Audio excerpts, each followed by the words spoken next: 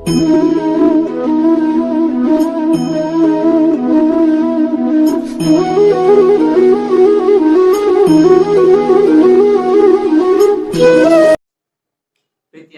ವಿದ್ಯಾರ್ಥಿಗಳೇ, ತಮಗೆಲ್ಲರಿಗೂ ಈ ದಿನದ ವಿಡಿಯೋ ತರಗತಿಗೆ ಸ್ವಾಗತವನ್ನು ಕೋರ್ತಾ, ಇವತ್ತಿನ ತರಗತಿಯಲ್ಲಿ ನಾವು ಏನು ಕಳೆದ ತರಗತಿಗಳಲ್ಲಿ ತಿಳ್ಕೊಂಡಿದ್ವಿ, ಭಾರತದಲ್ಲಿ ಏನಿದೆ, ಸೊ ನಮ್ಮ ಸಮಾಜ ವಿಜ್ಞಾನ 9ನೇ ತರಗತಿ ಸಮಾಜ ವಿಜ್ಞಾನ ವಿಷಯ ಏನಿದೆ, ಸೊ ಅದರಲ್ಲಿರ್ತಕ್ಕಂತಹ ಅರ್ಥಶಾಸ್ತ್ರ ವಿಭಾಗ, ಇದರಲ್ಲಿ 3ನೇ ಅಧ್ಯಾಯ ಬಡತನ ಮತ್ತು ಹಸಿವು ಎನ್ನುವ ಅಧ್ಯಾಯದಲ್ಲಿ ಈಗಾಗಲೇ 2 ವಿಡಿಯೋ ತರಗತಿಗಳಲ್ಲಿ ಅನೇಕ ಅಂಶಗಳ ಬಗ್ಗೆ ತಿಳ್ಕೊಳ್ಳುವ ಪ್ರಯತ್ನವನ್ನ ಮಾಡಿದ್ದೇವೆ.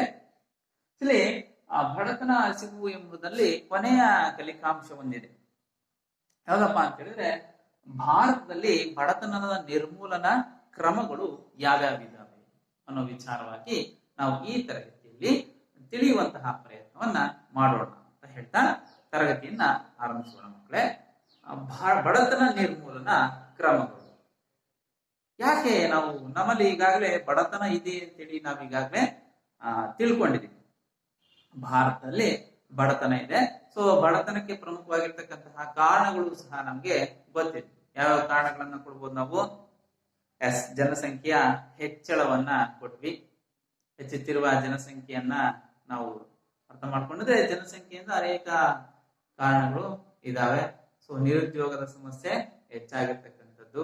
ಸೊ ಹೀಗೆ ಎಲ್ಲಾ ರೀತಿಯ ಅನೇಕ ಅಂಶಗಳ ಕಾರಣದಿಂದ ನಮ್ಮ ದೇಶದಲ್ಲಿ ಬಡತನ ಅನ್ನೋದು ಇನ್ನೂ ಸಹ ಇದೆ ಅಂತೇಳಿ ಅಧ್ಯಯನವನ್ನ ಮಾಡಿದೆ. ಸೊ ಹಾಗಾದ್ರೆ ನಾವು ಬಡತನ ನಿರ್ಮೂಲನಾ ಕ್ರಮಗಳನ್ನ ಯಾವ ಕ್ರಮಗಳನ್ನ ಅನುಸರಿಸಿ ಸರ್ಕಾರಗಳು ಈ ಒಂದು ಬಡತನ ನಿರ್ಮೂಲನೆಯನ್ನ ಮಾಡ್ಲಿಕ್ಕೆ ಪ್ರಯತ್ನಿಸುತ್ತಿದ್ದಾವೆ ಅನ್ನೋ ವಿಚಾರವಾಗಿ ನಾವು ಈ ತರಗತಿಯಲ್ಲಿ ನೋಡ್ತಾ ಹೋದ್ರೆ, ಯಾಕೆ ನಾವು ಬಡತನವನ್ನು ನಿರ್ಮೂಲನೆ ಮಾಡಬೇಕು? ಒಂದು ದೇಶ ಅಭಿವೃದ್ಧಿ ಆಗ್ಬೇಕು ಅಂದ್ರೆ ಅಲ್ಲಿರ್ತಕ್ಕಂತಹ ಎಲ್ಲ ಜನರು ಸಹ ಸಂಪಾಗಿರ್ಬೇಕು. ಯಾವುದ್ರಲ್ಲಿ? ಕನಿಷ್ಠ ಮೂಲಭೂತ ಅವಶ್ಯಕತೆಗಳನ್ನ ಪೂರೈಸಿಕೊಳ್ಳುವಲ್ಲಿ ತುಂಬಾ ಉತ್ತಮ ಸ್ಥಿತಿಯಲ್ಲಿ ಇರಬೇಕು ಅನ್ನೋದನ್ನ ನಾವು ತಿಳಿಸ್ತಾ ಹೋಗ್ತೀವಿ. ಇಲ್ಲಿ ಬಡ ಜನರಿಗೆ ಆ ಒಂದು ಬಡತನವನ್ನು ಹೋಗ್ಲಾಡಿಸ್ಲಿಕ್ಕೆ ಮೊದಲು ಏನ್ ಮಾಡ್ಬೇಕು? ನಾವು ಅವ್ರಿಗೆ ಕೆಲಸವನ್ನ ಕೊಡ್ಬೇಕು, ಉದ್ಯೋಗವನ್ನ ಕೊಡ್ಬೇಕು.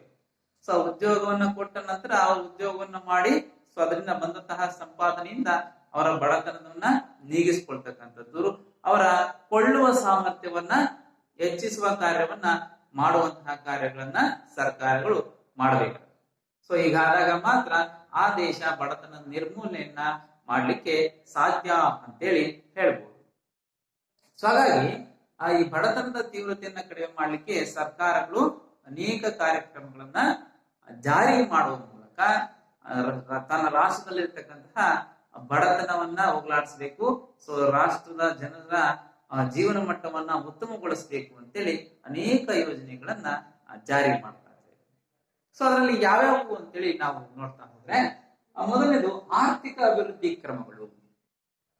ಆರ್ಥಿಕ ಅಭಿವೃದ್ಧಿ ಕ್ರಮಗಳು ಇಲ್ಲಿ ಆರ್ಥಿಕವಾಗಿ ರಾಷ್ಟ್ರದ ಜನ ಬಲಿಷ್ಠರಾಗಬೇಕು. ಅವರ ಆರ್ಥಿಕ ಅಭಿವೃದ್ಧಿಯನ್ನ ಸಾಧಿಸುವ ನಿಟ್ಟಿನಲ್ಲಿ ಏನು ಆರ್ಥಿಕ ಅಭಿವೃದ್ಧಿ ಏನಿದೆ, ಸೊ ಯಾಕೆ ಆರ್ಥಿಕ ಅಭಿವೃದ್ಧಿಯನ್ನ ಆಗ್ಬೇಕು? ಇಲ್ಲಿ ಆರ್ಥಿಕ ಅಭಿವೃದ್ಧಿಗೂ ಮತ್ತು ಬಡತನ ಏನಿದೆ, ಸೊ ಇದ್ರ ನಡುವೆ ನಿಕಟವಾಗಿರ್ತಕ್ಕಂತಹ ಸಂಬಂಧ ಇದೆ. ಯಾವ ವ್ಯಕ್ತಿ ಅಥವಾ ಯಾವ ಕುಟುಂಬ ಆರ್ಥಿಕವಾಗಿ ಅಭಿವೃದ್ಧಿಯನ್ನು ಹೊಂದಿರುತ್ತೋ ಆ ಕುಟುಂಬ ಬಡತನವನ್ನ ಬಿಟ್ಟು ಬಡತನದ ರೇಖೆಗಿಂತ ಮುಂದುವರೆದಂತಹ ಕುಟುಂಬ ಅಂತೇಳಿ ಅನಿಸ್ಕೊಳ್ಳುತ್ತೆ. ಹಾಗಾಗಿ ಬಡತನಕ್ಕೂ ಮತ್ತು ಆರ್ಥಿಕ ಅಭಿವೃದ್ಧಿಗೂ ನಿಕಟವಾಗಿರ್ತಕ್ಕಂತಹ ಸಂಬಂಧ ಇರ್ತಕ್ಕಂಥದ್ದು. ಸೊ ಹಾಗಾಗಿ ನಾವು ಆರ್ಥಿಕ ಅಭಿವೃದ್ಧಿ ಕ್ರಮಗಳನ್ನ ಮಾಡೋ ಮುಖೇನ ಆ ಒಂದು ಪ್ರಜೆಯ ಅಥವಾ ಜನರ ಕಲ್ಯಾಣವನ್ನ ಮಾಡ್ತಕ್ಕಂಥದ್ದು. ಇಲ್ಲಿ ಸರ್ಕಾರಗಳು ನಮ್ಮೇನು ಸ್ವತಂತ್ರ ಬಂದ ನಂತರ ಪಂಚವಾರ್ಷಿಕ ಯೋಜನೆಗಳು ಅಂತ ಜಾರಿಗೆ ತಂದ್ರು. 5 years ಪ್ಲಾನ್ 5 ವರ್ಷಕ್ಕೆ ಒಂದು ಯೋಜನೆ.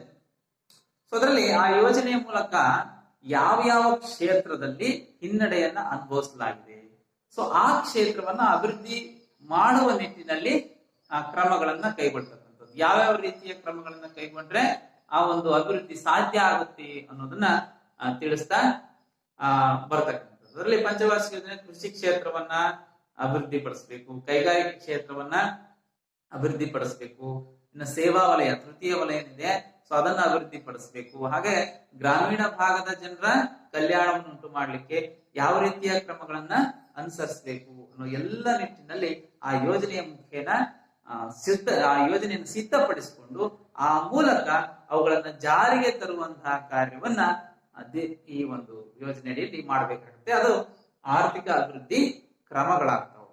ರೈಟ್. ಅದಲ್ಲದೆ ಆ ಯೋಜನೆಗಳು ಜನರಿಗೆ ತಲುಪುವ ಕೆಲಸವನ್ನ ಮಾಡಬೇಕು. ಆ ಯೋಜನೆಗಳೇನು ಸರ್ಕಾರಗಳು ಜಾರಿಗೆ ತರ್ತವೆ, ಸೊ ಸರ್ಕಾರಗಳು ಜಾರಿಗೆ ತಂದಂತಹ ಯೋಜನೆಗಳನ್ನ ಸಾಮಾನ್ಯ ಜನರಿಗೂ ಸಹ ಮುಟ್ಟುವ ರೀತಿಯಲ್ಲಿ ಕಾರ್ಯಪ್ರವೃತ್ತರಾದ್ರೆ ಮಾತ್ರ ಇಂತಹ ಬಡತನವನ್ನ ಹೋಗ್ಲಾಡಿಸ್ಲಿಕ್ಕೆ ಸಾಧ್ಯ ಅಂತೇಳಿ ಹೇಳ್ಬೋದು. ರೈಟ್.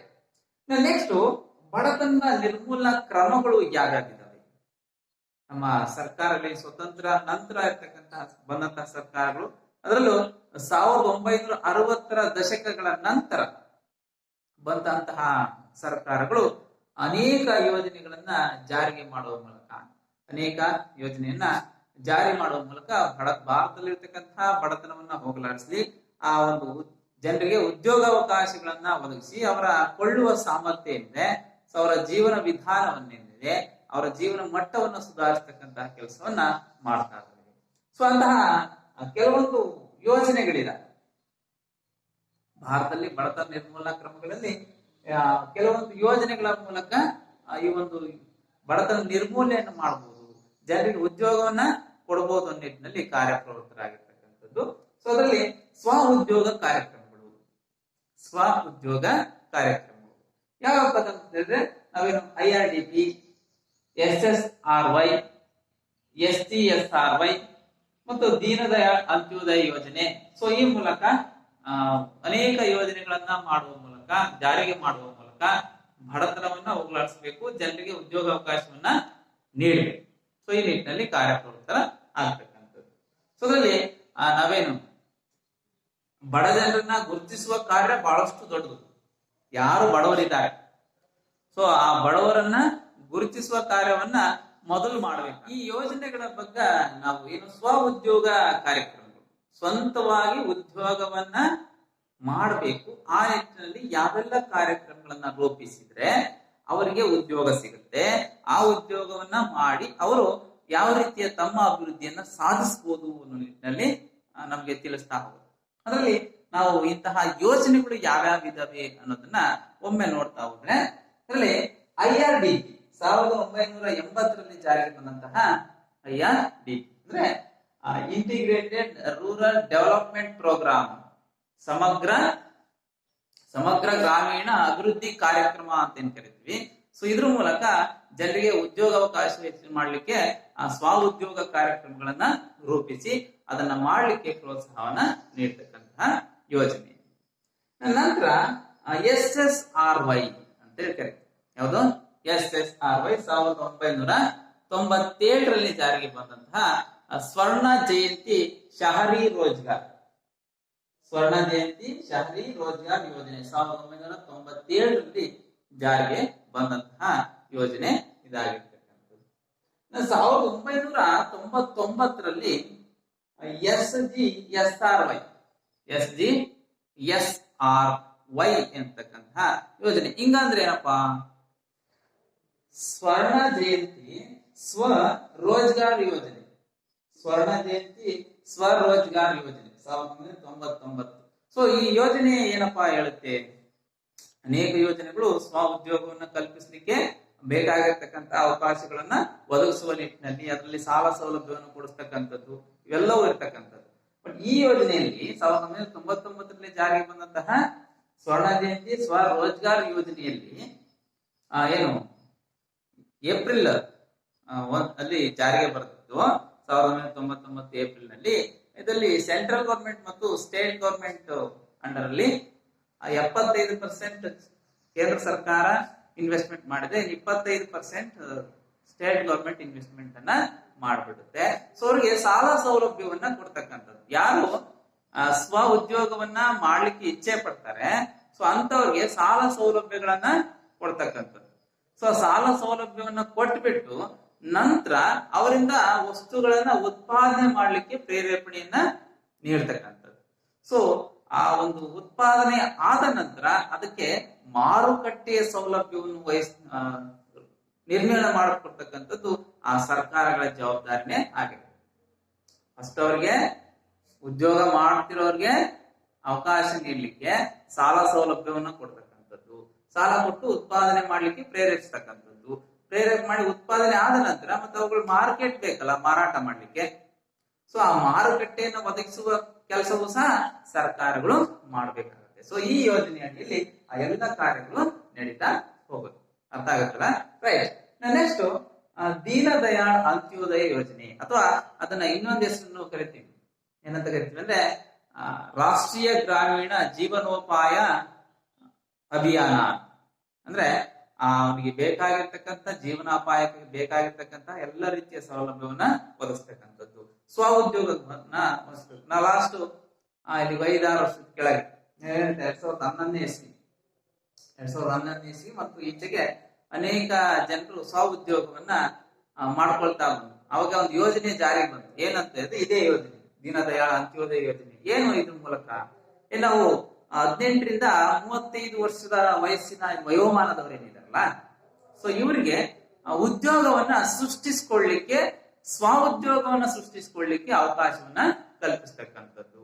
ಅದಕ್ಕೆ ಗೌರ್ಮೆಂಟ್ ಪಂಚಾಯತಿ ಅಡಿಯಲ್ಲಿ, ಗ್ರಾಮ ಪಂಚಾಯತಿ ಅಡಿಯಲ್ಲಿ ಅಂತಹ ನಿರುದ್ಯೋಗಿಗಳು ಯಾರು ಊರಲ್ಲಿದ್ದಾರೆ, ಸೊ ಅಂತವ್ರನ್ನ ಕರೆಸಿ ಅವ್ರ ಅರ್ಜಿಯನ್ನ ಹಾಕ್ಬೇಕು. ಅರ್ಜಿಯನ್ನ ಹಾಕ್ಬಿಟ್ಟು ಅವ್ರಿಗೆ ಯಾವ್ದ್ರಲ್ಲಿ ಇಂಟ್ರೆಸ್ಟ್ ಇದೆ, ಯಾವ ಕಾರ್ಯದಲ್ಲಿ ಉದ್ಯೋಗ ಮಾಡ್ಲಿಕ್ಕೆ ಇಂಟ್ರೆಸ್ಟ್ ಇದೆ ಅಂತೇಳಿ ದಾಖಲೆಯನ್ನ ಪಡ್ಕೊಂಡು, ಅದರಲ್ಲಿ ಕೆಲವರು ಕಂಪ್ಯೂಟರ್ ತರಬೇತಿಯನ್ನ ಪಡ್ಕೊಳ್ಳೋದಾಗಿರ್ಬೋದು, ಆಮೇಲೆ ಹಾರ್ಡ್ವೇರ್ ಶಾಪ್ಗಳು ಏನಿದಾವೆ, ಮೊಬೈಲ್ ರಿಪೇರಿ ಏನಿದೆ, ಸೊ ಅದಕ್ಕೆ ಸಂಬಂಧಪಟ್ಟಂತೆ ಇನ್ನು ಅನೇಕ ವಿಚಾರ ಅಂದ್ರೆ ಅನೇಕ ತಾಂತ್ರಿಕ ಕೆಲಸಗಳಾಗಿರ್ಬೋದು, ಇನ್ನಿತರ ಟೈಲರಿಂಗ್ ಏನಿದೆ, ಕುಶಲ ಕರ್ಮಿಗಳು ಅಂತ ಏನಿದೆ, ಟೈಲರಿಂಗ್ ಆಗಿರ್ಬೋದು, ಇನ್ನಿತರ ಯಾವುದೇ ಕಾರ್ಯವನ್ನ ಮಾಡ್ಲಿಕ್ಕೆ ಅವ್ರು ಇಷ್ಟಪಟ್ರೆ ಅವರು ಇಚ್ಛಿಸಿದಂತ, ಅದರಲ್ಲಿ ಕೆಲವೊಂದು ಲಿಸ್ಟ್ ಇರುತ್ತೆ.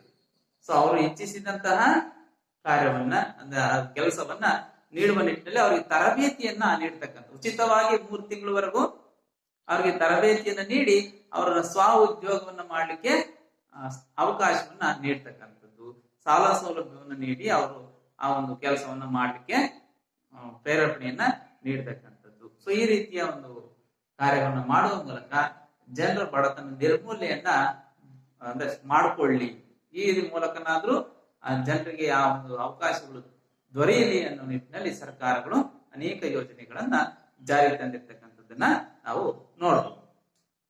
ಇವು ಸ್ವ ಉದ್ಯೋಗ ಕಾರ್ಯಕ್ರಮಗಳು ಅಂತೇಳಿ ಹೇಳ್ತೀವಿ. ನೆಕ್ಸ್ಟ್ ಕೂಲಿ ಉದ್ಯೋಗ ಕಾರ್ಯಕ್ರಮಗಳು. ಕೂಲಿ ಉದ್ಯೋಗ ಕಾರ್ಯಕ್ರಮಗಳು ಮೊದಲ ಈ ಕೆಲಸ ಸಿಗಬೇಕಪ್ಪ, ಬಡತನ ನಿರ್ಮೂಲನೆ ಆಗ್ಬೇಕು ಅಂದ್ರೆ ಏನಾಗಬೇಕು, ಕೆಲಸ ಸಿಗ್ಬೇಕು. ಫಸ್ಟ್ ಕೆಲಸ ಸಿಕ್ಕರೆ ಮಾತ್ರ ನಮ್ಗೆ ಆದಾಯ ಬರುತ್ತೆ. ಸೊ ಆದಾಯ ಬಂದಾಗ ನಮ್ಮ ಕೊಳ್ಳುವ ಸಾಮರ್ಥ್ಯ ಹೆಚ್ಚಾಗುತ್ತೆ. ನಮ್ಮ ಕೊಳ್ಳುವ ಸಾಮರ್ಥ್ಯ ಹೆಚ್ಚಾದಾಗ ನಮ್ಗೆ ಅಗತ್ಯವಾಗಿರ್ತಕ್ಕಂತಹ ಮೂಲ ಸೌಲಭ್ಯಗಳನ್ನ ಪಡ್ಕೊಳ್ಳಿಕ್ಕೆ ಸಾಧ್ಯ ಆಗುತ್ತೆ. ಯಾವಾಗ ಮೂಲ ಸೌಲಭ್ಯಗಳು, ಮೂಲಭೂತ ಅವಶ್ಯಕತೆಗಳು ನಮಗೆ ದೊರಕ್ತವೆ, ಅವಾಗ ನಮ್ಗೆ ಆಟೋಮೆಟಿಕ್ ಆಗಿ ಬಡತನ ನಿರ್ಮೂಲನೆ ಆಗುತ್ತೆ. ಸೊ ಹಾಗಾಗಿ ಜನರಿಗೆ ಕೆಲಸ ಕೊಡುವ ಕಾರ್ಯವನ್ನ ಸರ್ಕಾರಗಳು ಮಾಡಬೇಕು. ಅದಕ್ಕೆ ಉದ್ಯೋಗ ಸೃಷ್ಟಿಯನ್ನ ಮಾಡಬೇಕು, ಉದ್ಯೋಗವನ್ನ ಸೃಷ್ಟಿ ಮಾಡಬೇಕು. ಸೊ ಸೃಷ್ಟಿ ಮಾಡೋದು ಹೇಗೆ ನೋಡಿ, ನಾವು ಗ್ರಾಮ ಪಂಚಾಯತಿ ಇವುಗಳಲ್ಲಿ ಇತ್ತೀಚೆಗೆ ಬಹಳಷ್ಟು ಜನಪ್ರಿಯವಾಗಿರ್ತಕ್ಕಂತಹ ಒಂದು ಯೋಜನೆ ಯಾವ್ದಪ್ಪ ಅಂತ ಹೇಳಿದ್ರೆ ಮಹಾತ್ಮ ಗಾಂಧಿ ರಾಷ್ಟ್ರೀಯ ಉದ್ಯೋಗ ಖಾತ್ರಿ ಯೋಜನೆ. 2006ರಲ್ಲಿ ಜಾರಿಗೆ ಬಂದಂತದ್ದು ಮಹಾತ್ಮ ಗಾಂಧೀಜಿ ರಾಷ್ಟ್ರೀಯ ಉದ್ಯೋಗ ಖಾತರಿ ಯೋಜನೆ ಅಡಿಯಲ್ಲಿ ಪ್ರತಿಯೊಂದು ಗ್ರಾಮದ ನಿರುದ್ಯೋಗಿ ಯುವಕ ಏನಿರ್ತಾರೆ ಅಥವಾ ನಿರುದ್ಯೋಗಿಗಳೇನಿರ್ತಾರೆ ಅವರು ಪಂಚಾಯಿತಿಗಳಲ್ಲಿ ಹೋಗಿ ಒಂದು ಅರ್ಜಿಯನ್ನ ಹಾಕ್ಬೇಕು. ಸೊ ಅವರು ಅರ್ಜಿಯನ್ನ, ನನಗೆ ಉದ್ಯೋಗ ಬೇಕು, ಯಾರು ನಿರುದ್ಯೋಗಿ ಆಗಿರ್ತಾನೆ ಸೊ ಅಂತಹ ವ್ಯಕ್ತಿ ನನಗೆ ಉದ್ಯೋಗ ಬೇಕು ಅಂತೇಳಿ ಒಂದು ಅರ್ಜಿಯನ್ನ ಹಾಕ್ಬೇಕು. ಅರ್ಜಿಯನ್ನ ಹಾಕಿದ ನಂತರ ಅವ್ರನ್ನ ಪರಿಶೀಲನೆ ಮಾಡಿ ಅವರೊಂದು ಕಾರ್ಡ್ ಕೊಡ್ತಾರೆ. ಏನಂತ ಈಗೆಲ್ಲ ಅದನ್ನ ಜಾಬ್ ಕಾರ್ಡ್ ಅಂತ ಹೇಳಿ ಕರೀತಾರೆ, ಗೊತ್ತಿರ್ಬೋದು ನಿಮ್ಗೆ. ಪಂಚಾಯತ್ ಲೆವೆಲ್ ಜಾಬ್ ಕಾರ್ಡ್ ಅಂತ ಹೇಳಿ ಕೊಡ್ತಾರೆ. ಈ ನರೇಗಾಡಿಯಲ್ಲಿ ಕೆಲಸವನ್ನ ಮಾಡ್ತಾರೆ, ಜಾಬ್ ಕಾರ್ಡ್ ಅಂತ ಕೊಡ್ತಾರೆ. ಆ ಜಾಬ್ ಕಾರ್ಡ್ ತೆಗೆದುಕೊಂಡು ಅವನು ನನಗೆ ಕೆಲಸ ಬೇಕು ಅಂತ ಅರ್ಜಿ ಹಾಕಿದ 15 ದಿನದೊಳಗೆ ಅವನಿಗೆ ಕೆಲಸವನ್ನ ಪಂಚಾಯತಿಯವ್ರು ಕೊಡ್ಬೇಕು. ಸೊ ಅಕಸ್ಮಾತ್ ಆ ಕೆಲಸವನ್ನು ಕೊಡ್ಲಿಕ್ಕೆ ಸಾಧ್ಯ ಆಗದೆ ಇದ್ರೆ ಅವನಿಗೆ ಕನಿಷ್ಠ ಇಷ್ಟನ್ನ ಅವನಿಗೆ ಅಕೌಂಟ್ಗೆ ಹಾಕ್ಬೇಕಾಗಿರ್ತದೆ. ಈಗೇನು ನಾವು ಪ್ರತಿದಿನಕ್ಕೇನು ಈ ಒಂದು ಉದ್ಯೋಗ ಖಾತ್ರಿ ಅಡಿಯಲ್ಲಿ ವರ್ಷಕ್ಕೆ ಕನಿಷ್ಠ 100 ದಿನಗಳವರೆಗೆ ಅವ್ರಿಗೆ ಕೆಲಸವನ್ನ ಕೊಡಬೇಕು. 100 ದಿನ, 365 ದಿನ ಅಂತಿದೆ. ಸೊ 365 ದಿನದಲ್ಲಿ ಕನಿಷ್ಠ 100 ದಿನನಾದ್ರೂ ಆ ನಿರುದ್ಯೋಗಿಗಳಿಗೆ ಕೆಲಸವನ್ನ ಕೊಡಬೇಕು. ಎಷ್ಟಿದೆ? ಈ ಇತ್ತೀಚಿನ ವರದಿ ಪ್ರಕಾರ ನಾವು ನೋಡಿದಾಗ 249 ರೂಪಾಯಿ ಅಥವಾ 47 ರೂಪಾಯಿನೇ ಇದೆ ಅವ್ರಿಗೆ ಕೂಲಿ. ದಿನಕ್ಕೆ ಎಷ್ಟು ಕೂಲಿ, ಆದ್ರೆ ಇಂತಿಷ್ಟೇ ಗಂಟೆ ಅಂತ ಇರುತ್ತೆ ಅದರಲ್ಲಿ. ಸೊ ಅಷ್ಟು ಕೆಲಸವನ್ನು ಮಾಡಿದ್ರೆ ಅಷ್ಟು ಹಣವನ್ನ ಸಹಾಯ ಮಾಡ್ತಕ್ಕಂಥದ್ದು. ಆ ಯೋಜನೆ ಅಡಿಯಲ್ಲಿ ಜನರಿಗೆ 100 ದಿನ ಕೆಲಸವನ್ನ ಕೊಟ್ರೆ ಅಟ್ಲೀಸ್ಟ್ ಅವರು ಬೇಕಾಗ್ತಕ್ಕಂತಹ ಕಾರ್ಯವನ್ನ ನಿರ್ಮಾಣ. ಅದರಲ್ಲೂ ನಾವೇನು ಸಾಧ್ಯವಾದಷ್ಟು ಬೇಸಿಗೆ ಅವಧಿಯಲ್ಲಿ, ಚಳಿ ಮತ್ತು ಬೇಸಿಗೆ ಅವಧಿಯಲ್ಲಿ ಕೆಲಸವನ್ನು ನೀಡಿದ್ರೆ ಮಳೆಗಾಲದಲ್ಲಿ ಮಾಮೂಲಿ ಕೃಷಿ ಚಟುವಟಿಕೆಯನ್ನ ಮಾಡಿಕೊಂಡು ಆ ಹಣವನ್ನ ಸಂಪಾದನೆ ಮಾಡ್ತಾರೆ ನಿಟ್ಟಿನಲ್ಲಿ ಮಾಡಿರ್ತಕ್ಕಂತಹ ಒಂದು ಯೋಜನೆ ಮಹಾತ್ಮ ಗಾಂಧೀಜಿ ರಾಷ್ಟ್ರೀಯ ಉದ್ಯೋಗ ಖಾತ್ರಿ ಯೋಜನೆ. ಇಲ್ಲಿ ಕನಿಷ್ಠ ಕೂಲಿಯನ್ನು ನಿಗದಿ ಮಾಡುವುದು, ವರ್ಷಕ್ಕೆ ಇಷ್ಟೇ ದಿನ ಕೆಲಸವನ್ನ ಮಾಡಬೇಕು ಅಂತೇಳಿ ಇರ್ತಕ್ಕಂತಹ ಒಂದು ಯೋಜನೆ ಇದಾಗಿರ್ತಕ್ಕಂಥದ್ದು. ರೈಟ್. ಸೊ ಹಾಗಾಗಿ ನಿರುದ್ಯೋಗಿ, ಗ್ರಾಮೀಣ ಭಾಗದಲ್ಲಿ ಇರ್ತಕ್ಕಂತಹ ನಿರುದ್ಯೋಗಿಗಳಿಗೆ ಈ ಮೂಲಕ ಒಂದು ಅವಕಾಶವನ್ನ ನೀಡಿ ಅವರಿಗೆ ಜೀವನೋಪಾಯಕ್ಕೆ ಬೇಕಾಗಿರ್ತಕ್ಕಂತಹ ಸಂಪಾದನೆ ಇದೆ ಅದು ದೊರಕುವಂತೆ ಮಾಡುವಂತಹ ಕಾರ್ಯಕ್ರಮವನ್ನ ಸರ್ಕಾರಗಳು ರೂಪಿಸಿದಾಗ ಅಲ್ಲಿನ ಜನ ಆರ್ಥಿಕವಾಗಿ ಉತ್ತಮ ಸ್ಥಿತಿಯನ್ನ ತಲುಪಿ ತಮ್ಮ ಜೀವನ ಮಟ್ಟವನ್ನು ಸಹ ಸುಧಾರಿಸಿಕೊಳ್ತಾರೆ. ರೈಟ್, ಅರ್ಥ ಆಯ್ತಲ್ಲ? ಸೊ ಇದು ಪ್ರಮುಖವಾಗಿರ್ತಕ್ಕಂತಹ ಕೂಲಿ ಉದ್ಯೋಗ ಕಾರ್ಯಕ್ರಮದಲ್ಲಿ 2006ರಲ್ಲಿ ಜಾರಿಗೆ ಬಂದಂತಹ ಮಹಾತ್ಮ ಗಾಂಧಿ ರಾಷ್ಟ್ರೀಯ ಉದ್ಯೋಗ ಖಾತ್ರಿ ಯೋಜನೆಯ ಬಗ್ಗೆ ಮಾಹಿತಿ. ಇನ್ನು ಹೆಚ್ಚಿನ ಮಾಹಿತಿ ನಿಮ್ಮ ಗ್ರಾಮೀಣ ಭಾಗದ ಏನಿದೆ, ನಾವೆಲ್ಲ ರೈತರ ಕುಟುಂಬದವರು ಏನಿದೆ, ಸೊ ಅವ್ರಿಗೆ ಗೊತ್ತಿರುತ್ತೆ. ಸೊ ಅದರ ಅಡಿಯಲ್ಲಿ ಕೆಲಸವನ್ನ ನಿರ್ವಹಣೆ ಮಾಡ್ತಕ್ಕಂಥದ್ದು. ಸೊ ಅವರ ಅಕೌಂಟ್ಗೆನೆ ನೇರವಾಗಿ ಹಣ ಸಂದಾಯ ಆಗ್ತಕ್ಕಂಥದ್ದನ್ನ ನಾವು ಗಮನಿಸ್ತೇವೆ. ನೆಕ್ಸ್ಟ್, ಕನಿಷ್ಠ ಮೂಲ ಅವಶ್ಯಕತೆಗಳ ಪೂರೈಕೆ. ಗ್ರಾಮೀಣ ಭಾಗದ ಬಡ ಜನರಿಗೆ ಏನಾಗಬೇಕು? ಫಸ್ಟ್ ಕನಿಷ್ಠ ಮೂಲ ಅವಶ್ಯಕತೆಗಳನ್ನ ಪೂರೈಸುವ ನಿಟ್ಟಿನಲ್ಲಿ ಕಾರ್ಯಕ್ರಮಗಳನ್ನ ರೂಪಿಸಬೇಕು. ಕನಿಷ್ಠ ಮೂಲ ಅವಶ್ಯಕತೆ ಈಗಾಗಲೇ ನಾವು ತಿಳ್ಕೊಂಡಿದ್ದೀವಿ. ಯಾವ್ಯಾವು? ಆಹಾರ, ಬಟ್ಟೆ, ವಸತಿ, ಆರೋಗ್ಯ, ಕುಡಿಯುವ ನೀರು ಮತ್ತು ನೈರ್ಮಲ್ಯ, ಸ್ವಚ್ಛತೆ ಏನಿದೆ, ಸೊ ಇವುಗಳನ್ನ ಜನರಿಗೆ ತಲುಪಿಸ್ಬೇಕು. ಇವೆಲ್ಲ ಕಾರ್ಯಗಳು ನಮ್ಮ ಗ್ರಾಮೀಣ ಭಾಗದಲ್ಲಿ ಆಗ್ತಾ ಇದಾವ ಮಕ್ಕಳೇ. ರೈಟ್, ಆಗ್ತಾ ಇದಾವೆ. ಅನೇಕ ಕಾರ್ಯಕ್ರಮಗಳ ಮೂಲಕ ಸ್ವಚ್ಛತಾ ಕಾರ್ಯಗಳು ಆಗ್ತಾ ಇರತಕ್ಕಂಥದ್ದು. ಬಡ ಜನರಿಗೆ ಕಡಿಮೆ ಬೆಲೆಯಲ್ಲಿ ಆಹಾರ ಸಾಮಗ್ರಿಗಳು ದೊರೆಯುವಂತೆ ಮಾಡ್ಲಿಕ್ಕೆ ನಾವೇನು ನಿನ್ನೆ ಕ್ಲಾಸ್ ಅಲ್ಲಿ ತಿಳಿತಾ ಹೋದ್ವಿ, ನ್ಯಾಯಬೆಲೆ ಅಂಗಡಿಗಳ ಮೂಲಕ ಏನು 2003ರಲ್ಲಿ ಜಾರಿಗೆ ಬಂದಂತಹ ಯಾವುದು ಅನ್ನಭಾಗ್ಯ ಯೋಜನೆ ಏನಿದೆ, ಸೊ ಅನ್ನಭಾಗ್ಯ ಯೋಜನೆಯ ಮೂಲಕ ಬಡ ಜನರಿಗೆ ಉಚಿತವಾಗಿರ್ತಕ್ಕಂತಹ ಅಕ್ಕಿಯನ್ನ ವಿತರಣೆ ಮಾಡತಕ್ಕಂಥದ್ದು. ಈ ಒಂದು ಕಾರ್ಯಕ್ರಮಗಳು ಜಾರಿಗೆ ಮಾಡುವ ಮೂಲಕ, ನ್ಯಾಯಬೆಲೆ ಅಂಗಡಿಗಳ ಮೂಲಕ ಕಡಿಮೆ ಬೆಲೆಯಲ್ಲಿ ವಸ್ತುಗಳು ದೊರಕುವಂತೆ ಮಾಡುವ ನಿಟ್ಟಿನಲ್ಲಿ ಕನಿಷ್ಠ ಮೂಲ ಅವಶ್ಯಕತೆಗಳನ್ನ ಪೂರೈಸಬಹುದು. ಏನು ಅಕ್ಕಿಯನ್ನ ಕೊಡ್ತಾರೆ, ಬೇಳೆಯನ್ನ ಕೊಡ್ತಾರೆ, ರಾಗಿಯನ್ನ ಕೊಡ್ತಾರೆ, ಹಾಗೇನೆ ಕಡಲೆ ಕಾಳುಗಳನ್ನ ಕೊಡ್ತಾರೆ. ಸೊ ಇಂಥ ಅನೇಕ ದಾಸ್ತಾನವನ್ನ ನೀಡ್ತಕ್ಕಂಥದ್ದು. ಇದಲ್ದನೆ ಇಲ್ಲಿಗೆ ಊಟ ಆಯ್ತು, ಬಟ್ಟೆಯನ್ನ ತೆಗೆದು ಅದನ್ನು ಕೊಡ್ಲಿಕ್ಕೆ ಆಗೋದಿಲ್ಲ, ಅದು ಏನು ಉದ್ಯೋಗವನ್ನ ಪಡ್ಕೊಂಡು ಅವರೇ ತೆಗೆದುಕೊಳ್ತಕ್ಕಂತ ಒಂದು ವ್ಯವಸ್ಥೆಯನ್ನ ಮಾಡ್ಕೊಳ್ಬೇಕಾಗತ್ತೆ. ಇನ್ನ ಇರ್ಲಿಕ್ಕೆ ವಸತಿ ಬೇಕಾಗುತ್ತೆ.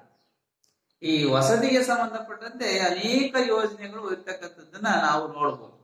ಅದರಲ್ಲಿ ನಾವೇನು ಕನಿಷ್ಠ ಮೂಲಭೂತ ಅವಶ್ಯಕತೆಗಳ ಪೂರೈಕೆಗಳಲ್ಲಿ ಇಂದಿರಾ ಆವಾಸ್ ಯೋಜನೆ ಎನ್ನುವುದು, ಇದರಲ್ಲಿ ಫಸ್ಟ್ ಯಶಸ್ವಿನಿ ಅಂತ ಬಂತು, ನಿಮ್ಗೆ ಗೊತ್ತಿರ್ಬೋದು. ಯಶಸ್ವಿನಿ ಯೋಜನೆ ಬಗ್ಗೆ ಹೇಳಿ ಇಂದಿರಾ ಆವಾಸ್ ಯೋಜನೆಗೆ ಹೋಗ್ತೀನಿ. ಆ ಯಶಸ್ವಿ ಯೋಜನೆಯ ಅಡಿಯಲ್ಲಿ ಇದೊಂದು ಇನ್ಶೂರೆನ್ಸ್ ಇದ್ದಾಗ, ಹೆಲ್ತ್ ಇನ್ಶೂರೆನ್ಸ್ ಅಡಿಯಲ್ಲಿ ಯಾರು ಕೃಷಿಕರಾಗಿರ್ತಾರೆ, ಬಡ ಕುಟುಂಬದಲ್ಲಿ ಇರ್ತಾರೆ, ಸೊ ಅಂತವರು ಯಶಸ್ವಿನಿ ಯೋಜನೆ ಅಡಿಯಲ್ಲಿ ಒಂದು ಮೂಲ ಪೇಮೆಂಟ್ ಅಂತ ಇರುತ್ತೆ. ಸೊ ಅದನ್ನ ನೀಡಿ ಇನ್ಶೂರೆನ್ಸ್ ಟೈಪ್ ಮಾಡಿಬಿಟ್ರೆ ಅವ್ರಿಗೆ ಆಪರೇಷನ್ಗಳೇನಾದ್ರೆ, ಸರ್ಜರಿಗಳೇನಾರ ಆದ್ರೆ ಸೊ ಅದಕ್ಕೆ ಸಂಬಂಧಪಟ್ಟಂತ ಎಲ್ಲ ದಾಖಲೆಗಳನ್ನು ಒದಗಿಸಿದಾಗ ಆಸ್ಪತ್ರೆಗಳಲ್ಲಿ ಏನ್ ಮಾಡ್ತಾರೆ, ಸೊ ಅದಕ್ಕೆ ಫ್ರೀ ಟ್ರೀಟ್ಮೆಂಟ್ ಏನಿದೆ, ಸೊ ಅದಕ್ಕೆ ಬಿಲ್ ಆಗಿರುತ್ತೆ, ಅದನ್ನು ಸರ್ಕಾರವೇ ಭರಿಸ್ತಕ್ಕಂತಹ ಒಂದು ವ್ಯವಸ್ಥೆ ಇತ್ತು.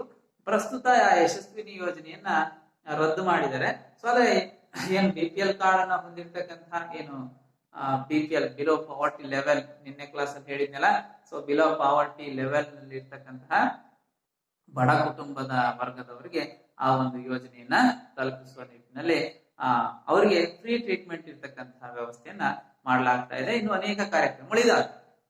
ಆದ್ರೆ ವಸತಿಗೆ ಸಂಬಂಧಪಟ್ಟಂತೆ ಇರ್ತಕ್ಕಂತಹ ಯೋಜನೆಗಳಲ್ಲಿ ಇಂದಿರಾ ಆವಾಸ್ ಯೋಜನೆ, ಇಂದಿರಾ ಆವಾಸ್ ಯೋಜನೆ ಏನ IAY ಅಂತೇಳಿ ಕರಿತೀವಿ. ಇಂದಿರಾ ಆವಾಸ್ ಯೋಜನೆ 1985ರಲ್ಲಿ ಶುರುವಾಗುತ್ತೆ.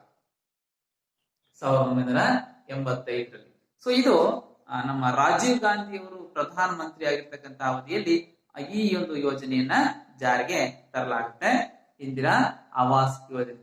ಇದರ ಅಡಿಯಲ್ಲಿ ಏನು ಬಡವರ್ಗದವರು ಏನಿದ್ದಾರೆ, ಅದರಲ್ಲೂ ಪರಿಶಿಷ್ಟ ಜಾತಿ ಮತ್ತು ಪರಿಶಿಷ್ಟ ಪಂಗಡಗಳು ಏನಿದಾವೆ, ಅವುಗಳಿಗೆ ಈ ಒಂದು ವಸತಿ ಸೌಲಭ್ಯವನ್ನ ನಿರ್ಮಾಣ ಮಾಡಿಕೊಡ್ಬೇಕು.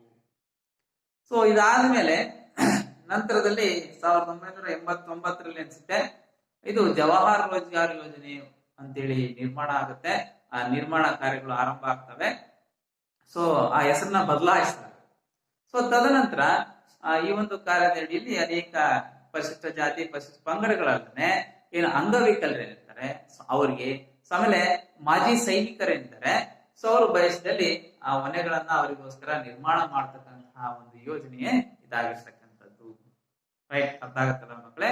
ಸೊ ಈ ಮೂಲಕ ಇಂದಿರಾ ಆವಾಸ್ ಯೋಜನೆ ಅಡಿಯಲ್ಲಿ ಅನೇಕ ಬಡ ಕುಟುಂಬಗಳಿಗೆ ಆರ್ಥಿಕ ಸೌಲಭ್ಯವನ್ನು ನೀಡಿ ಮನೆಗಳನ್ನ ನಿರ್ಮಾಣ ಮಾಡಿಕೊಡ್ತಕ್ಕಂಥದ್ದು.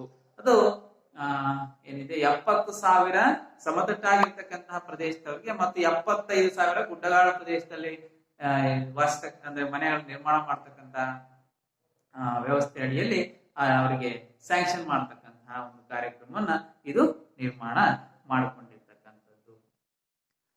ಇನ್ನು ತದನಂತರ ಮತ್ತೊಂದು ಯೋಜನೆ ಇದೆ, ಈ ವಾಲ್ಮೀಕಿ ಅಂಬೇಡ್ಕರ್ ಆವಾಸ್ ಯೋಜನೆ.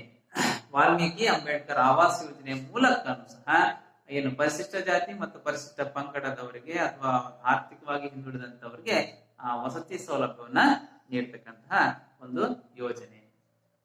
ಇದಾದ್ಮೇಲೆ ನಿರ್ಮಲ ಗ್ರಾಮ ಯೋಜನೆ ಅಂತ, ನಿರ್ಮಲ ಗ್ರಾಮ ಯೋಜನೆ ಅಂದ್ರೆ ಪ್ರಸ್ತುತ ದಿನಗಳಲ್ಲಿ ನಾವೇನು ನರೇಂದ್ರ ಮೋದಿ ಅವರು ಕರೆ ಕೊಟ್ಟಂತಹ ಸ್ವಚ್ಛ ಭಾರತ ಅಭಿಯಾನ, ಸ್ವಚ್ಛ ಭಾರತ ಅಭಿಯಾನದ ಅಡಿಯಲ್ಲಿ ಪ್ರತಿಯೊಂದು ಕುಟುಂಬವೂ ಸಹ ತನ್ನದೇ ಆಗಿರ್ತಕ್ಕಂಥ ಶೌಚಾಲಯವನ್ನ ಹೊಂದಿರಬೇಕು. ಆ ಮೂಲಕ ಏನು ಸ್ವಚ್ಛ ಭಾರತ ಏನಿದೆ ಅದನ್ನ ನಿರ್ಮಾಣ ಮಾಡಬೇಕು ಅನ್ನೋ ನಿಟ್ಟಿನಲ್ಲಿ ಆ ಒಂದು ಯೋಜನೆನ ರೂಪಿಸ್ತಾರೆ. ಪ್ರತಿಯೊಂದು ಮನೆಯಲ್ಲೂ ಸಹ ಶೌಚಾಲಯದ ವ್ಯವಸ್ಥೆ ಮಾಡಿಕೊಡ್ತಕ್ಕಂಥ ಒಂದು ಯೋಜನೆ ಆ ಒಂದು ಇರ್ತಕ್ಕಂಥದ್ದು ಯಾವುದು, ನಿರ್ಮಲ ಗ್ರಾಮ ಯೋಜನೆ ಅಡಿಯಲ್ಲಿ, ಸ್ವಚ್ಛ ಭಾರತ ಅಭಿಯಾನದ ಅಡಿಯಲ್ಲಿ. ಅದಾದ್ಮೇಲೆ 2000ರಲ್ಲಿ ಇಲ್ಲಿ ಪ್ರಧಾನಮಂತ್ರಿ ಗ್ರಾಮೋದಯ ಯೋಜನೆ, ಪ್ರಧಾನಮಂತ್ರಿ ಗ್ರಾಮೋದಯ ಯೋಜನೆ ಅಡಿಯಲ್ಲಿ ಅನೇಕ ನಿರ್ಮಾಣ ಕಾರ್ಯಗಳು ಸಹ ನಡೆತಕ್ಕಂಥದ್ದು. ಗ್ರಾಮಗಳ ಉದ್ಧಾರಕ್ಕಾಗಿ ಅಭಿವೃದ್ಧಿಗಾಗಿ ಏನೆಲ್ಲ ಕಾರ್ಯಕ್ರಮ ಮಾಡಬೇಕು ಅವೆಲ್ಲವೂ ನಿರ್ಮಾಣ ಮಾಡ್ತಕ್ಕಂಥದ್ದು. ಅಂದ್ರೆ ಬಡ ಜನರಿಗೆ ಪ್ರಾಥಮಿಕ ಶಿಕ್ಷಣವನ್ನ, ಆರೋಗ್ಯವನ್ನ, ವಸತಿಯನ್ನ, ಕುಡಿಯುವ ನೀರಿನ ಸೌಲಭ್ಯವನ್ನ, ಆಮೇಲೆ ಗ್ರಾಮೀಣ ಭಾಗವನ್ನ ವಿದ್ಯುದೀಕರಣ ಮಾಡತಕ್ಕಂತಹ ಸೇವೆಗಳನ್ನ ಒದಗಿಸುವ ನಿಟ್ಟಿನಲ್ಲಿ ಈ ಪ್ರಧಾನಮಂತ್ರಿ ಗ್ರಾಮೋದಯ ಯೋಜನೆ ಅನ್ನೋದು ಜಾರಿಗೆ ಬಂದಿರತಕ್ಕಂಥದ್ದು. ಗೊತ್ತಿದೆಯಲ್ಲ ನಮ್ಗೆ ಊರಲ್ಲಿ ಏನೇನೆಲ್ಲ ಕೆಲಸಗಳು ಆಗಿದಾವೆ ಅನ್ನೋದು ನಮ್ಗೆ ಈಗಾಗಲೇ ಗೊತ್ತಿದೆ. ಚರಂಡಿಗಳಾಗಿ ಒಳ ಚರಂಡಿ ವ್ಯವಸ್ಥೆಯನ್ನಾಗಿದೆ, ಪ್ರತಿಯೊಂದು ಕೇರಿಗಳನ್ನು ಸಹ ಕಾಂಕ್ರೀಟ್ ರಸ್ತೆಗಳನ್ನಾಗಿ ನಿರ್ಮಾಣ ಮಾಡಲಾಗಿದೆ. ಅದನ್ನೇ ಬೀದಿ ದೀಪದ ವ್ಯವಸ್ಥೆ, ಪ್ರತಿಯೊಂದು ಮನೆಗೂ ಸಹ ಕುಡಿಯುವ ನೀರಿನ ವ್ಯವಸ್ಥೆ. ಸೊ ಅದರಲ್ಲಿ ಈಗೇನೆಲ್ಲ ಹಳ್ಳಿಗಳಲ್ಲಿ ಫಿಲ್ಟರ್ ನೀರು ಏನಿದೆ ಆ ಒಂದು ಟ್ಯಾಂಕ್ ನಿರ್ಮಾಣ ಮಾಡಿ ಫಿಲ್ಟರ್ ನೀರು ಕೊಡ್ತಕ್ಕಂತ ವ್ಯವಸ್ಥೆಯನ್ನ ಮಾಡಲಾಗಿರ್ತಕ್ಕಂಥದ್ದು. ಅದಾದ್ರೆ ಪ್ರತಿಯೊಂದು ಮನೆಗೂ ಸಹ ಬಳಸಲಿಕ್ಕೆ ನೀರಿನ ವ್ಯವಸ್ಥೆಯನ್ನು ಸಹ ಮಾಡಿರ್ತಕ್ಕಂಥ ಈ ಎಲ್ಲ ರೀತಿಯ ಸೌಲಭ್ಯಗಳನ್ನ ಒದಗಿಸುವ ನಿಟ್ಟಿನಲ್ಲಿ ಕಾರ್ಯವನ್ನ ಸರ್ಕಾರಗಳು ಜಾರಿಗೆ ಮಾಡತಕ್ಕಂಥ. ಇಷ್ಟು ನಮ್ಮ ಕನಿಷ್ಠ ಮೂಲ ಅವಶ್ಯಕತೆಗಳನ್ನ ಪೂರೈಸುವ ನಿಟ್ಟಿನಲ್ಲಿ ಕಾರ್ಯಗಳನ್ನ ಮಾಡ್ತಕ್ಕಂಥದ್ದು. ಎಲ್ಲರೂ ಗೊತ್ತಿರ್ತಕ್ಕಂಥದ್ದು ಹಳ್ಳಿಗಳಲ್ಲಿ ಏನೇನೆಲ್ಲ ಪಂಚಾಯತಿಗಳಿಂದ ಬರುತ್ತೆ ಅಂತ. ನೆಕ್ಸ್ಟ್ ಸಾಮಾಜಿಕ ಭದ್ರತಾ ಕ್ರಮಗಳು. ಕೊನೆಯದಾಗಿ ಸಾಮಾಜಿಕ ಭದ್ರತಾ ಕ್ರಮಗಳು.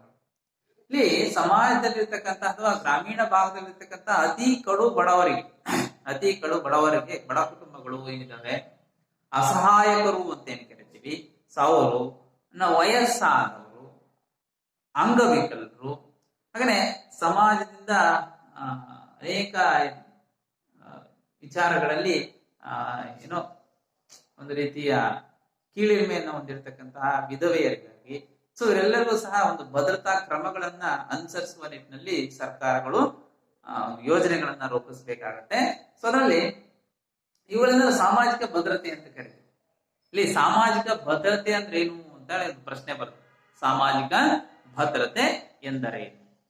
ಇಲ್ಲಿ ಸಮಾಜದ ಅತಿ ಬಡ ಕುಟುಂಬಗಳ ಅಸಹಾಯಕರು, ವಯಸ್ಸಾದವರು, ಅಂಗವಿಕಲರು ಮುಂತಾದ ಸರ್ಕಾರ ಒದಗಿಸುವ ಮುಂತಾದವರಿಗೆ ಸರ್ಕಾರ ಒದಗಿಸುವ ರಕ್ಷಣೆಯನ್ನ ಇದನ್ನ ಸಾಮಾಜಿಕ ಭದ್ರತೆ ಅಂತೇಳಿ ಕರೀತಾರೆ. ಇಲ್ಲಿ ನಾವೇನು 60ರಿಂದ 65 ವರ್ಷ ವಯಸ್ಸಾದವರಿಗೆ ಒಂದು ಯೋಜನೆಯ ಮೂಲಕ ಅವರಿಗೆ ಪ್ರತಿ ತಿಂಗಳು ವೇತನ ಬರಲಿಕ್ಕೆ ಕಾರಣ ಆಗಿದೆ. ಯಾವ್ದೇನ್ರಿ ಮಕ್ಕಳೇ? ರೈಟ್, ಸಂಧ್ಯಾ ಸುರಕ್ಷಾ ಯೋಜನೆ. ಸಂಧ್ಯಾ ಸುರಕ್ಷಾ ಯೋಜನೆ ಅಡಿಯಲ್ಲಿ ವಯಸ್ಸಾದಂತವರಿಗೆ, ಹಿರಿಯ ನಾಗರಿಕರು ಅಂತ ಏನ್ ಕರಿತೀವಿ, ಅವರಿಗೆ ತಿಂಗಳಿಗೆ ಇಂತಿಷ್ಟು ಹಣವನ್ನ ವೇತನವನ್ನಾಗಿ ನೀಡಲಾಗ್ತಾ ಇದೆ. ಎಷ್ಟು ಬರ್ತಾ ಇದೆ ನಿಮ್ಗೆ ಗೊತ್ತಿದ್ದಾಗೆ? ಎಸ್, ಕೆಲವರಿಗೆ 600 ಬರ್ತಾ ಇದೆ. ಪ್ರಸ್ತುತ ಈಗ 800 ಏನೋ ಮಾಡಿರ್ಬೇಕು. ಕೆಲವರಿಗೆ 1000 ರೂಪಾಯಿಗಳು. ಸಂಧ್ಯಾ ಸುರಕ್ಷಾ ಯೋಜನೆಯಲ್ಲಿ 65 ವರ್ಷದ ವಯೋಮಾನವನ್ನು ದಾಟಿದಂತವ್ರಿಗೆ 1000 ರೂಪಾಯಿಗಳನ್ನ ಪ್ರತಿ ತಿಂಗಳು ವೇತನವನ್ನು, ವೃದ್ಧಾಪ್ಯ ವೇತನ ಅಂತ ಏನ್ ಕರಿತೀವಲ್ಲ ಅದನ್ನ ನೀಡ್ತಾ ಇರ್ತಾರೆ. 60 ವರ್ಷದ ನಂತರ ಅವ್ರಿಗೆ 600 ತಪ್ಪಿದ್ರೆ 800 ರೂಪಾಯಿಗಳನ್ನ ಹಾಕಲಾಗ್ತದೆ. ಸೊ ಈ ರೀತಿಯಲ್ಲಿ ಅಸಹಾಯಕರು ಏನಿದ್ದಾರೆ ಅವರಿಗೆ ಒಂದು ಚೈತನ್ಯವನ್ನ ತುಂಬುವ ನಿಟ್ಟಿನಲ್ಲಿ, ಅವರಿಗೆ ಬೇಕಾಗಿರ್ತಕ್ಕಂಥ ಸೌಲಭ್ಯವನ್ನು ಒದಗಿಸುವ ನಿಟ್ಟಿನಲ್ಲಿ ಸರ್ಕಾರಗಳು ಯೋಜನೆಯನ್ನ ರೂಪಿಸ್ತಕ್ಕಂಥದ್ದು. ಇನ್ನು ನೆಕ್ಸ್ಟ್ ಏನು, ದುಡಿಯಲು ಸಾಧ್ಯವಾಗದೇ ಇರತಕ್ಕಂತಹ ಅಸಮರ್ಥ ಅಂಗವಿಕಲರಿದ್ದಾರೆ, ಅಂಗವಿಕಲರಿಗೂ ಸಹ ಪ್ರತಿ ತಿಂಗಳು ಇಷ್ಟು ಅಂತೇಳಿ ಅದು ಪರ್ಸೆಂಟೇಜ್ ಅನ್ಸುತ್ತೆ. ಅಂದ್ರೆ ಪೂರ್ತಿ ಅಂಗವಿಕಲರಾಗಿರ್ತಕ್ಕಂತಹ ವ್ಯಕ್ತಿಗಳಿಗೆ 1500ವರೆಗೂ ಸಹ ಪ್ರತಿ ತಿಂಗಳ ವೇತನವೂ ಸಹ ಅವರಿಗೆ ಸಿಗ್ತಾ ಇದೆ, ಅಸಮರ್ಥರಾಗಿರ್ತಕ್ಕಂಥವ್ರಿಗೆ.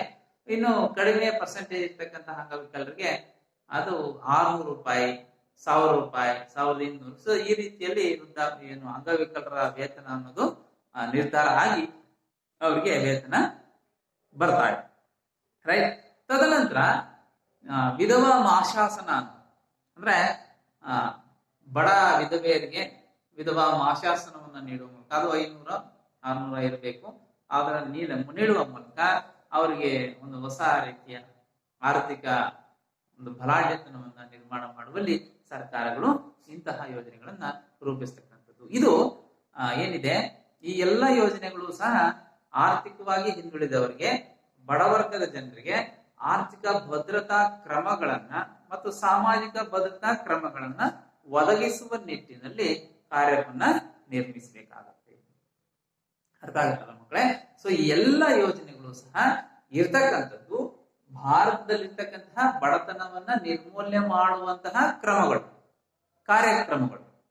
ಸೊ ಎಲ್ಲ ಕಾರ್ಯಕ್ರಮಗಳು ಸಹ IRDP ಆಗಿರ್ಬೋದು, SSRY ಆಗಿರ್ಬೋದು, SGSRY ಆಗಿರ್ಬೋದು, ಅಥವಾ ನಾವು ದೀನದಯಾಳ್ ಅಂತ್ಯೋದಯ ಯೋಜನೆ ಆಗಿರ್ಬೋದು, ಎಲ್ಲ ಯೋಜನೆಗಳು, ಮಹಾತ್ಮ ಗಾಂಧೀಜಿ ರಾಷ್ಟ್ರೀಯ ಉದ್ಯೋಗ ಖಾತ್ರಿ ಯೋಜನೆ ಆಗಿರ್ಬೋದು, ಎಲ್ಲ ಯೋಜನೆಗಳು, ಅದಲ್ಲದೆ ಏನಿದೆ ಸಾಮಾಜಿಕ ಭದ್ರತಾ ಕ್ರಮಗಳು, ಇವೆಲ್ಲವೂ ಸಹ ಬಡತನವನ್ನ ನಿರ್ಮೂಲನೆ ಮಾಡುವಂತಹ ಕ್ರಮಗಳು.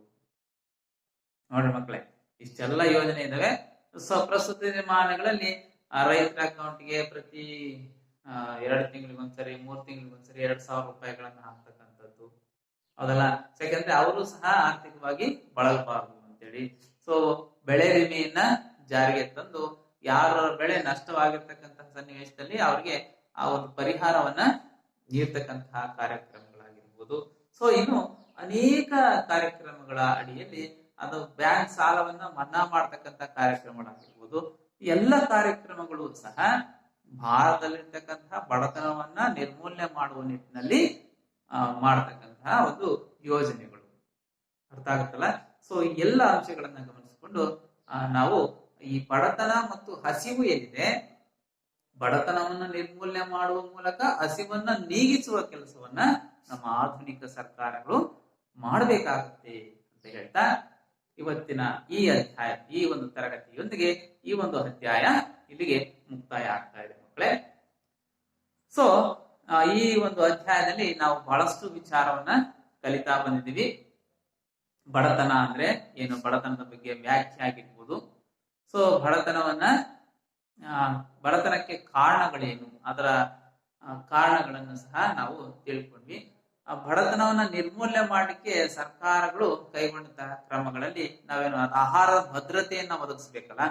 ಸೊ ಹಾಗಾಗಿ ಯಾವ ವಿಧಾನಗಳ ಮೂಲಕ ಅವ್ರಿಗೆ ಆಹಾರದ ಭದ್ರತೆಯನ್ನ ಒದಗಿಸಿದ್ದಾರೆ, ಹಸಿವನ್ನ ನೀಗಿಸ್ಬೇಕು. ಅದರಲ್ಲಿ ನಾವೇನು ಕಾಪು ದಾಸ್ತಾನದಲ್ಲಿ ಆಹಾರ ಸಾಮಗ್ರಿಗಳನ್ನ, ರೈತರು ಬೆಳೆದಂತ ಆಹಾರ ಸಾಮಗ್ರಿಗಳನ್ನ ಕೊಂಡ್ಕೊಂಡು ಸಂಗ್ರಹಿಸಿ ಗೋಡಾನಿನಲ್ಲಿ ವೈಜ್ಞಾನಿಕವಾಗಿ ಸಂಗ್ರಹಿಸಿ ಸಾರ್ವಜನಿಕ ವಿತರಣಾ ವ್ಯವಸ್ಥೆ ಅಡಿಯಲ್ಲಿ ಅವ್ರಿಗೆ ಮತ್ತೆ ಸರಬರಾಜು ಮಾಡತಕ್ಕಂಥ ನ್ಯಾಯಬೆಲೆ ಅಂಗಡಿಗಳ ಮೂಲಕ ಮತ್ತೆ ಅವ್ರನ್ನ ತಲುಪಿಸುವ ಕೆಲಸವನ್ನ ಮಾಡುವ ನಿಟ್ಟಿನಲ್ಲಿ ಸರ್ಕಾರಗಳು ಹಸಿವನ್ನ ನೀಗಿಸ್ಲಿಕ್ಕೆ, ಆಹಾರ ಭದ್ರತೆಯನ್ನು ನೀಡಲಿಕ್ಕೆ ಮಾಡುವಂತಹ ಕಾರ್ಯ ಅಂತೇಳಿ ತಿಳ್ಕೊಂಡಿವಿ. ತದನಂತರ ಏನು ನಾವು ಇವತ್ತಿನ ತರಗತಿಯಲ್ಲಿ ಬಡತನ ನಿರ್ಮೂಲನಾ ಕ್ರಮಗಳ ಬಗ್ಗೆನೂ ಸಹ ತಿಳ್ಕೊಂಡ್ವಿ ಅಂತ ಹೇಳ್ತಾ ಇವತ್ತಿನ ಈ ತರಗತಿಯೊಂದಿಗೆ ಈ ಅಧ್ಯಾಯವನ್ನು ಮುಗಿಸ್ತಾ ಇದ್ದೀನಿ ಮಕ್ಕಳೇ. ಸೊ ಇದರಲ್ಲಿ ಕೆಲವೊಂದು ಅಭ್ಯಾಸದ ಪ್ರಶ್ನೆಗಳಿದಾವೆ. ಆ ಪ್ರಶ್ನೆಗಳಿಗೆ ನೀವು ಉತ್ತರವನ್ನು ಬರೆದು ನಿಮ್ಮ ಶಿಕ್ಷಕರೊಂದಿಗೆ ಚರ್ಚೆ ಮಾಡಿ ಅದಕ್ಕೆ ಉತ್ತರವನ್ನು ಬರೀರಿ ಅಂತ ಹೇಳ್ತಾ ಇವತ್ತಿನ ಈ ತರಗತಿಯನ್ನು ಮುಗಿಸ್ತಾ ಇದ್ದೀನಿ ಮಕ್ಕಳೇ. ನಿರಂತರವಾಗಿ ಕಲಿತಾ ಇರ್ರಿ, ಆರೋಗ್ಯವನ್ನು ಚೆನ್ನಾಗಿ ಕಾಪಾಡ್ಕೊಳ್ರಿ.